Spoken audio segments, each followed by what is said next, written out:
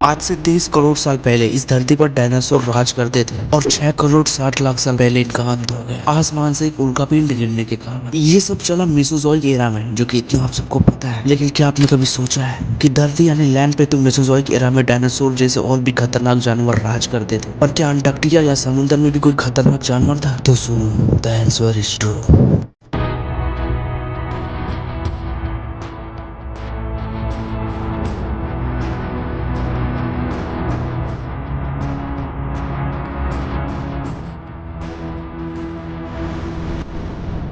Dinosaur तो सिर्फ धरती के लैंड पर अपना कोहरमा मचाते थे, लेकिन अंटार्कटिका के साथ साथ पूरे समंदर में राज करने वाला एक मॉन्स्टर भी था, जो अंटार्कटिका का राजा कहलाता था। ये मॉन्स्टर अंटार्कटिका के साथ साथ इस धरती पे मौजूद जितने भी समंदर है, सब में राज किया। इसका पहली बार कंकाल यानी फोसाइल्स 19वीं सदी यानी 1867 में नॉर्थ अमेरिका में मिला। 19वीं सदी को नोट करना। उस वक्त ऐसे कंकाल को देखकर साइंटिस्ट काफी आश्चर्य हुए, क्योंकि इन्होंने ऐसा खतरनाक और अजीब जानवर के कंकाल कभी देखा ही नहीं था, तो डायनासोर्स के कंकाल से भी ज्यादा डरावना हो। और इसी दौरान इसके कंकाल को अंटार्कटिका में भी पाया गया। और 20वीं तथा 21वीं सदी में जब रिसर्च किया गया, तो इस जानवर के साथ साथ और भी कई अन्य जानवरों के कंकाल मिले। यहाँ पे 20वीं तथा 21वीं सदी को नोट कर लेना। अब बात ध्यान से सुन। 21वीं सदी के पहले जो इस जानवर के कंकाल मिले थे, उन कंकालों को ऑफिशियली एक्सेप्ट नहीं किया गया साइंटिफिक वर्ल्ड में कि हाँ, ये एक सी मॉन्स्टर का कंकाल हो सकता है। पर 2019 यानी 21वीं सदी में रिसर्च के दौरान जब इस जानवर के फोसिल्स मिले, तब जाके इसे ऑफिशियली डिस्क्राइब कर दिया गया और ये साबित हो गया कि हाँ, अंटार्कटिका में भी डायनासोर्स के समय एक सी मॉन्स्टर्स राज किया करते थे। तो गाइस, इसका नाम है इलास्मोसॉर, जो एक मेसोजोइक एरा के प्लेसियोसॉर वंश में आते थे। जिस वंश यानी जिस समूह में से सबसे बड़ा, सबसे जायंट, सबसे खूंखार इलास्मोसॉर था। तो बात करते इलास्मोसॉर की, जो अपने समय में डायनासोर सहित कई जानवरों को भी मार डाला। इलास्मोसॉर की लंबाई 40 फीट तक होती थी और इसकी वजन 15 टन से भी ज्यादा होता था। लैंड पे तो कुछ डायनासोर काफी खतरनाक और इलास्मोसॉर से कई गुना बड़े थे, लेकिन समंदर की दुनिया में इलास्मोसॉर जितना खतरनाक और बड़ा कोई दूसरा जानवर नहीं था। तो इसके बारे में कुछ और इंटरेस्टिंग चीजें जानते हैं।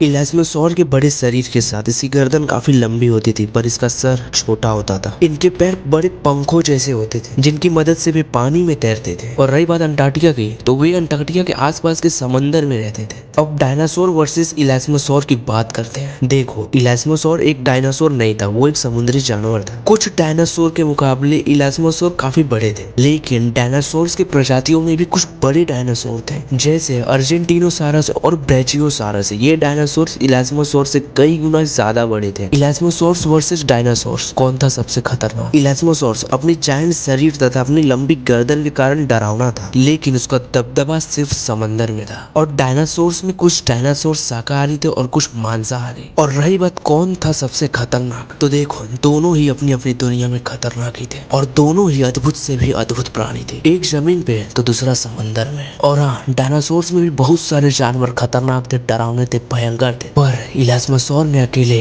पूरे समंदर पे राज किया। तो आज के लिए बस इतना ही। कैसा लगा वीडियो कमेंट में जरूर बताना, और अगर पसंद आया हो तो लाइक किए बिना कहीं मत जाना। तो मिलते हैं किसी नई वीडियो में अंटार्कटिका के किसी नए टॉपिक के साथ। तब तक के लिए बाय।